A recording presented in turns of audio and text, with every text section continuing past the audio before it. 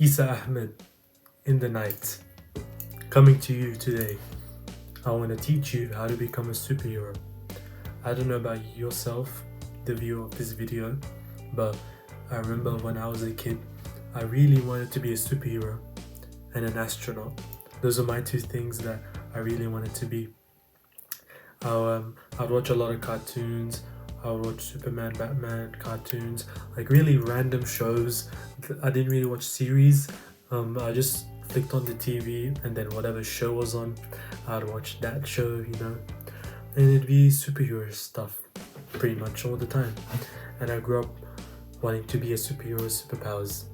I was very sad when I learned I can't fly, I can't use my ki to do a Kamehameha or become a Super Saiyan. It was a very dreadful realization that we live in planet Earth. Superheroes don't exist. But I'm still gonna teach you how to become one. I am not one myself. I am gonna teach you what I think is a way to become a superhero in real life. And I think it's really cool to be a superhero, as maybe when you're meeting someone new and then they ask you, oh, what is it that you do? Instead of saying, I'm a civil engineer, or I'm a doctor. Nah, I'm a superhero. It's like, bro, this guy's so stupid. He's calling himself a superhero. His ego must be massive. So, how do we become superheroes? It's a very interesting topic. So, you can't really have superpowers. But when you think of a superhero, you think of strength, right? Like a Superman type thing. Big muscles. So going to the gym, you certainly can become a superhero. So Sebum's the best superhero in the world. Ronnie Coleman in his prime, Arnold in his prime, superheroes. What if you put them against John Jones, or you put them against DC, put them against Mike Tyson, Muhammad Ali? They would manhandle them, wouldn't they? I mean, it'd be, you have this big titan of a man who God knows like over 200 kilograms of pure raw muscle versus a fighter. It'll be a fair fight, but I feel like the person with the practical muscle and the muscle endurance and the capability to fight will probably beat the bodybuilder. So maybe learning how to fight, kind of like a Batman who knows all these martial arts, that'd be a cool way to become a superhero. But then just being a very good martial artist, that could be a way. But this is real life. This is not a cartoon we live in, a fantasy world. There's real stuff we have to deal with. Once you get older, you have real responsibilities you have to, you're in charge of, and you make money, right? So maybe being rich, again like a Batman, that'd be a cool way to be a superhero. So you're rich and you have money. You're rich and you have money. You're rich and you know how to fight. Maybe you have a bit of muscle. Superhero. But you can think about, I don't know about you, but in my life, I have a couple of people, that my dad, a couple of my uncles, who are superheroes to me.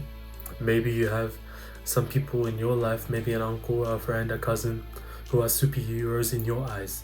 They're not the richest, they don't know how to fight the best. They're certainly in the best of shape, but they're superhero in your eyes. I don't know about you, but for my superheroes in my life, they can do literally anything. They can solve any problem, whatever it may be.